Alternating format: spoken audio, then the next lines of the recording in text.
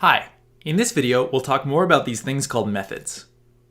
Remember, a method is basically a function that you define inside a class. You've seen one rather unusual example of a method, the init method. You've actually seen some other examples of using methods, though you didn't see how they were defined. An example is the reverse method. Remember that when you call a method, it's like calling a function, except you have to call it on something by saying something.method. In this case, we are calling the reverse method on the variable mylist. Let's revisit the program with the point class. This class currently has one method, the init method. Let's add a method to the point class that we can call in a more typical way, like how we called reverse on the list. Here, we define a method called distance to origin. It uses the Pythagorean theorem to compute the distance from the point you call this method on to the origin. Once again, it looks just like a function, except it is inside a class definition. There are a couple small details I want to point out about this function. First, it requires the square root function. This function belongs to a module called math. For now, you can think of a module as a collection of useful functions. In order to use the square root function, we first have to say import math at the beginning of our program, and then we have to say math.square root when we call the function. Second, this function uses a forward slash in order to split a single line of Python across multiple lines. Note that a forward slash is different from a backslash. A backslash won't work. Here's an example of us calling the distance to origin method. This is a more typical example of calling a method. We say thing we want to call the method on dot name of the method. What Python will do is it will insert p1 as the first argument. So inside the method, self corresponds to p1. This means the values of self.x and self.y are the x and y values attached to p1, in this case 3 and 4 respectively. A class can have any number of methods. Here are the things that are important to remember that differentiate methods from functions. Methods have the self parameter, the argument for which is implicitly passed by Python. This means that methods have access to the attributes of self, which are really just the attributes of whatever object we called the method on.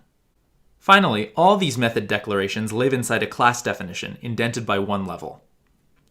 Here's where we left off with the point class. So let's go ahead and add the distance to origin method. I'm going to write a comment for it. Distance to origin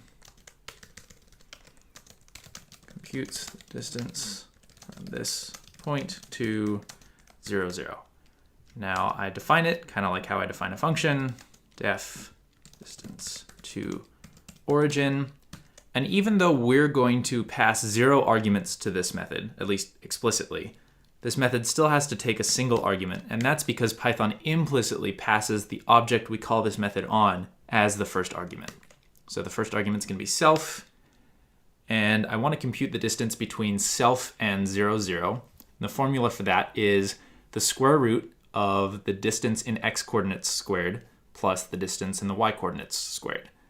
Now the point we're computing the distance to is just 0, 0. So this is just going to be the square root of self.x squared plus self.y squared. Before I use the square root function though, I need to import math, because that's where the square root function lives. Now I can say return math.square root of, and I want self.x squared, so I can use the pow function.